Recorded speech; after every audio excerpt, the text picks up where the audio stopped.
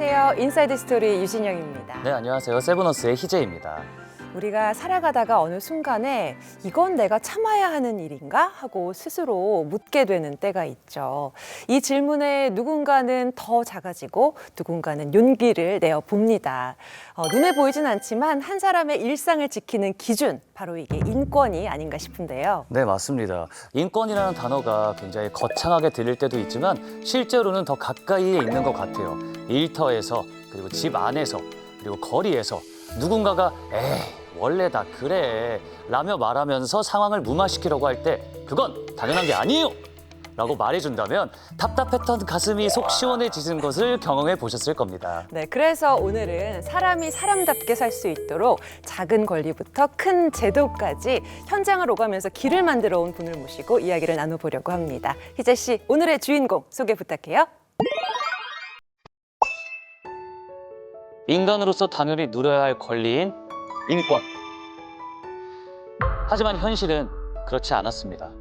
누군가는 법을 몰라서, 누군가는 힘이 없어서 당연히 가져야 할 권리를 갖지 못한 채 살아왔습니다. 부당 수사와 고문 피해 사건, 억울한 누명을 벗기 위한 재심 변론까지 도움이 필요한 곳이 있다면 어디든 달려갔던 김칠준 변호사. 오직 한 길, 정의를 향해 걸어온 김칠준 변호사의 이야기 지금 시작합니다.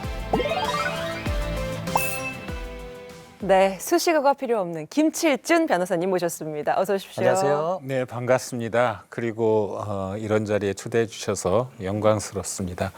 하지만 뭐 제 개인 얘기 해달라기보다는 제가 한 36년간 변호사 생활하면서 말씀하셨던 인권이나 자금 권리 찾기 그리고 제도 개선의 길에 걸어가면서 겪었던 여러 가지 생각들을 여러분과 함께 공유하는 자리라고 생각하고 그냥 나왔습니다. 네. 네. 아니 정말 뵙고 싶었습니다. 모시게 예. 돼서 정말 영광인데요. 예, 저도 즐겁습니다. 변호사님을 수식하는 사실 수식어들이 굉장히 많거든요. 거리의 변호사, 한국인권운동의 맏형, 이런 수식어들 어떻게 들으시는지 궁금합니다. 뭐 거리의 변호사라는 말은 뭐 제가 그 법정뿐만 아니라 거리에서도 함께 싸웠던 일들이 많아서 네. 뭐 그런 수식어가 붙었다고 생각하는데 맏형은 조금 부담스럽습니다. 사실은 같은 길을 걸었던 선배 기라성 같은 인권 변호사들이 많이 있고 네. 그래서 다만 이제 현재 활동하는 변호사들 중에서는 맏형격에 해당한다. 뭐 이 정도로 이해해 주시면 좋을 것 같습니다. 아, 네, 좋습니다. 저도 변호사님에 대해서 공부를 조금 해왔는데요. 그러셨어요. 엘리트 코스를 밟으셨을 것 같은 변호사님께서 중학교를 졸업하시고 고등학교는 검정고시로 통과를 하셨다고 합니다. 단 4개월 만에 통과를 하셨다고 해요. 와, 정말 대단하다고 생각이 듭니다. 그리고 그 이후에 형님을 따라서 청계천에 있는 공장에 가셔서 일을 하셨다고 해요. 아, 이건 어떠한 사연이 있는 거죠? 사실은 제가 고등학교 입시 마지막 세대입니다. 아오. 그런데 어떻든 입시에 좀 실패를 했었는데 당시 집안 사정상 뭐 재수할 수 있는 상황은 아니었었고요. 근데 형님 친구분이 검정고시에 대해서 알고 계셨어요. 그래서 이런 제도가 있으니 이런 제도를 통해서 고등학교 과정을 졸업하면 되지 않겠냐.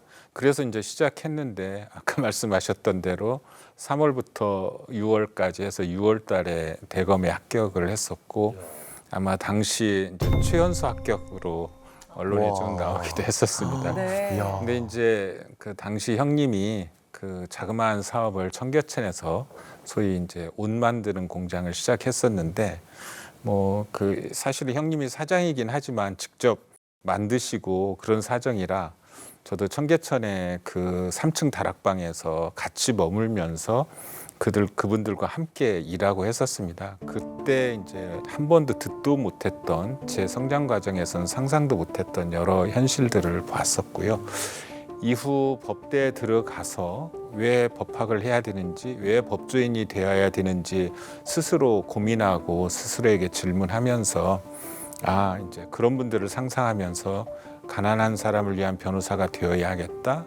그렇다면 내 스스로 가난한 변호사가 되어야겠다라고 생각을 했던 것 같습니다.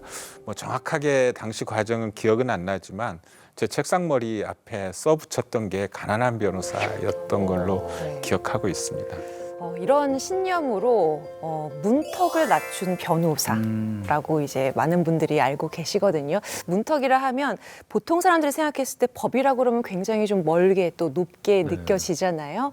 그만큼 좀 경제적으로 어렵거나 도움이 필요하신 분들을 위해서 걸어오셨죠. 예. 사법연수원 다닐 때 같은 고민을 하고 있었던 사법시험 합격자들이 있었고 네. 같이 이제 공부도 하고 했었는데 처음에는 주로 이제 노동법을 같이 공부를 했었고 이후에 연수원을 마치면서 앞으로 우리 사회에 어떤 변호사가 되어야 하는가를 주제로 심각하게 토론도 하고 공부도 하고 했었습니다. 그때 이제 저희 시대에 제가 90년도 변호사를 시작하면서 저희들한테 가장 핵심 화두는 지역으로 내려가야 된다. 삶의 현장으로 들어가야 된다. 노동 현장으로 들어가야 된다라는 것 때문에 지역으로 내려가야 된다라는 의견들이 있었고 그래서 저는 이제 안산이나 안양, 평택 지역의 노동자들을 이제 포함하는 이제 수원으로 방향을 결정해서 수원으로 내려왔습니다.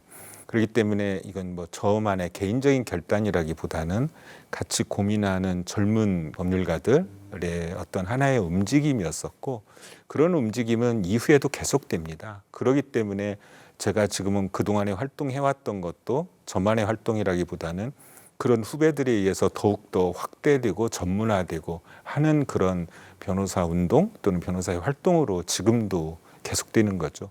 그래서 저를 아마 그분들은 맏형이라고 부르는 것 같습니다.